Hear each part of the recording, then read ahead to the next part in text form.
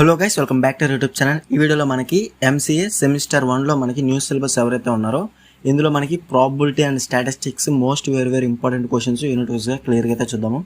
Already DBMS అలాగే data structures with C++, అలాగే operating systems 3 videos అయితే ఇంపార్టెంట్ క్వశ్చన్స్ యూనిట్ వైజ్గా క్లియర్గా అయితే నేను అప్లోడ్ అయితే చేశాను అనమాట. ఆ వీడియోస్ లింక్స్ అనేవి డిస్క్రిప్షన్లో ఇచ్చాను, అలాగే ఐకార్డ్స్లో ఇచ్చాను. అక్కడ నుంచి మీరు డైరెక్ట్గా అయితే ఆ వీడియోస్ కూడా చూసి ప్రిపేర్ అయితే అవ్వచ్చు అనమాట. ఈ వీడియో వచ్చేసి మనకి ఎంసీఏ సెమిస్టర్ 1లో probability and statistics most very important questions unit వైజ్గా క్లియర్గా అయితే చూద్దాము. సో ఎవరైతే ఇవి ఫాలో అవుతున్నారో డెఫినెట్గా నేను ఇవే క్వశ్చన్స్ వస్తాయని నేను చెప్పలేను. నా ఎక్స్పెక్టేషన్తో నేను ఈ క్వశ్చన్స్ అనేవి నేను ప్రిపేర్ అయితే చేశాను అనమాట. ముందుకైతే హైలైట్ చేసినవి అయితే ముందు ప్రిపేర్ అవ్వండి, టైం ఉంటే మిగతా క్వశ్చన్స్ కూడా ప్రిపేర్ అవ్వండి. సో దట్ మీకు ఎగ్జామ్ హాల్లో చాలా హెల్ప్ఫుల్ అయితే ఉంటుందన్నమాట. సో ఫస్ట్ వచ్చేసి యూనిట్ 1 వచ్చేసి క్లియర్గా చూసుకోవచ్చు. ఇందులో మనకి అన్నీ కూడా డిస్ట్రిబ్యూషన్స్ అనేవి ఉంటాయి అనమాట యూనిట్ 1లో. ఇందులో మనకి బేస్ థీరం అనేది వెరీ మోస్ట్ ఇంపార్టెంట్.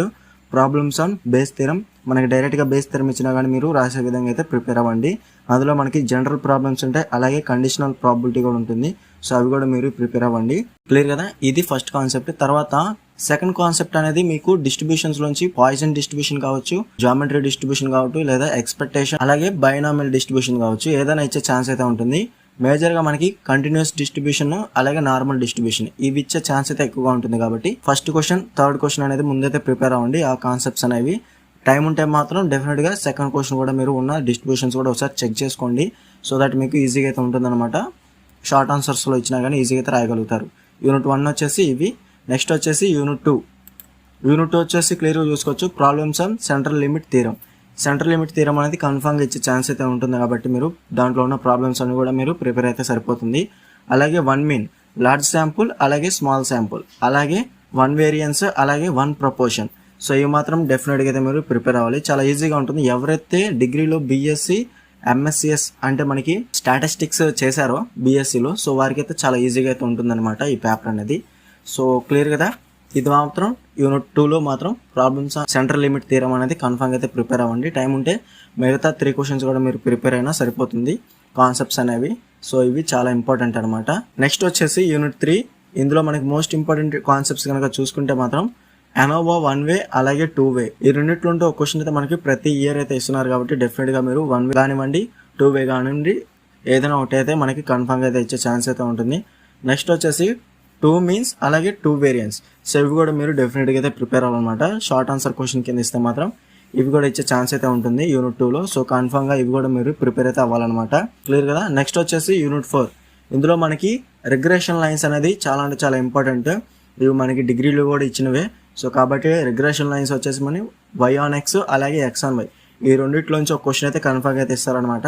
అలాగే ఫిట్టింగ్ స్ట్రైట్ లైన్స్లోంచి ఒక క్వశ్చన్ అయితే కన్ఫర్మ్ ఇస్తారు. సో అవి కూడా మీరు డెఫినెట్గా అయితే ప్రిపేర్ అవ్వాలి. ఈ క్వశ్చన్ కింద మనకి y = ఫిట్టింగ్ స్ట్రైట్ లైన్ అని చెప్పేసి మనకి ఒక లైన్ అయితే ఇస్తారు. కాబట్టి దాని మీద మీరు డెఫినెట్గా అయితే మీరు ఆన్సర్ అయితే చేయాలి ఉంటుంది.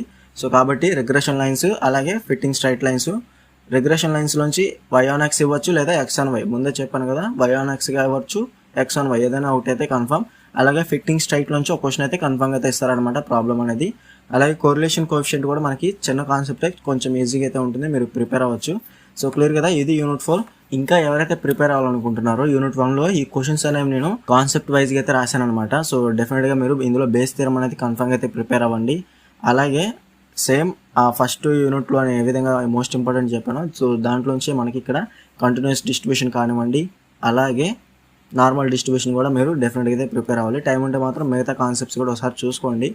దాన్ని బట్టి మీకు ఈజీగా అయితే ఆన్సర్ అనేది చేయొచ్చు అనమాట ఎగ్జామ్ హాల్లో. సో క్లియర్ కదా. ఈ వీడియో నచ్చితే లైక్ చేయండి, అలాగే మీ ఫ్రెండ్స్ అందరితో షేర్ అయితే చేయండి. ఇంకా ఎవరైనా మన ఛానల్ని సబ్స్క్రైబ్ చేసుకోకపోతే వెంటనే సబ్స్క్రైబ్ చేసుకొని పక్కన ఉన్న బెల్ సింబల్ని క్లిక్ చేసి ఆల్ నోటిఫికేషన్ యాక్టివేట్ చేసుకుని అప్పుడు మన ఛానల్లో పెట్టే లేటెస్ట్ అప్డేట్స్ అనేవి మీరు మిస్ అవ్వకుండా నోటిఫికేషన్ ద్వారా వస్తుంది.